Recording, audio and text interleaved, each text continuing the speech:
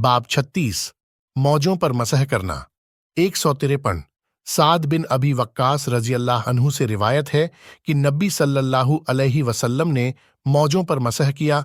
अब्दुल्लाह बिन उमर रजी अल्लाह अन्हु ने उमर रजी अल्लाह अन्हु से यह मसला पूछा तो उन्होंने कहा, हाँ, आपने मौजों पर मसह किया है, और कहा, जब साद रजी अल्लाह अन्हु नबी सल्लल्लाहु अलैहि वसल्लम की कोई हदीस तुझसे बयान करें तो किसी दूसरे से उसके बारे में मत पूछा करो।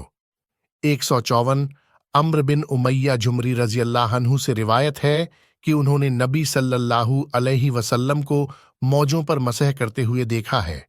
155 अम्र बिन उमैया जुमरी रजी अल्लाह अन्हु से ही रिवायत है, उन्होंने फरमाया कि मैंने नबी सल्लल्लाहु अलैहि वसल्लम को अपनी पगड़ी और दोनों मौजों पर मसह करते हुए देखा है। फायदे।